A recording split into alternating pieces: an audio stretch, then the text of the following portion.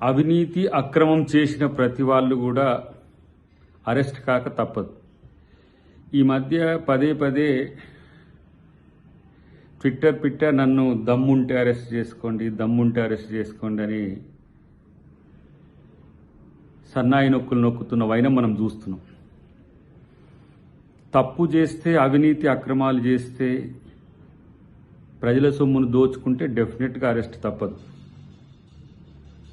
ఎందుకు తొందరపడి ముందే కూస్తుందో ఈ కోయిల తెలియదు. కానీ ఈరోజు ఈ రాష్ట్రంలో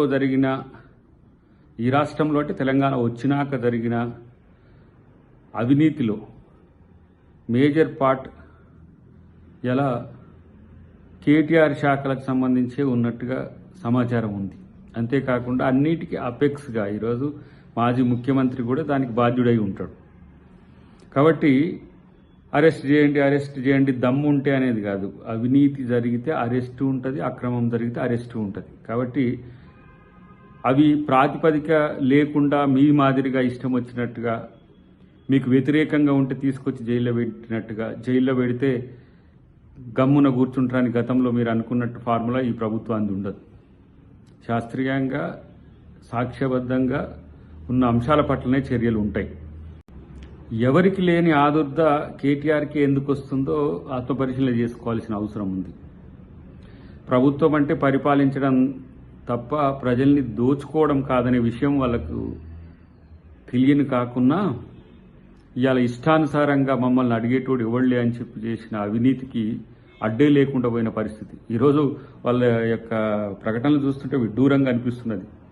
30,000 ఎకరాల భూముల్ని రైతుల దగ్గర నుంచి గుంజుకున్న బీఆర్ఎస్ వాళ్ళు ఇవాళ లగచెర్లలో దాని మీద మాట్లాడుతున్నారు. లగచెర్లను మనం క్యాన్సిల్ చేసినప్పుడు కూడా రాజకీయాలు చేస్తున్నారు. హైదరాబాద్ చుట్టూరా ఉన్న అసైన్ భూములు, శిఖాలు, లావణి పట్టాల భూములకు సంబంధించి, భూదాన్ భూములకు సంబంధించి ఎన్ని వేల కోట్ల రూపాయల భూముల్ని లాక్కున్నారో, గుంజుకున్నారో ఇప్పటికీ ఎవరికి అంతుబట్టని రహస్యం ఉంది. వాటిని అన్నిటిని బయట పెడతాం. అరెస్ట్ తప్పదని అనే పరిస్థితిలో అరెస్ట్ ఉంటుంది. కాబట్టి ప్రతిసారి నన్ను అరెస్ట్ చేయి అనేది కాదు. డెఫినెట్గా తప్పు చేసిన వాళ్ళ పట్ల శిక్ష తప్పదు. ఈ ప్రభుత్వం ఊరుకునేది కాదు. ఎవరిని కూడా బేర్ చేస్తలేదు కదా. కాబట్టి తప్పులు చేసిన వాడు తెగించిన వానికి ఏదో తెడ్డేలింగం అన్నట్టుగా మీరు ఇష్టానుసారంగా మాట్లాడినంత మాత్రం చట్టంకి అతీతంగా మేము చేసేది కాదు. డెఫినెట్గా సమయం వచ్చినప్పుడు, ఆ సందర్భం వచ్చినప్పుడు అరెస్ట్ తప్పదు.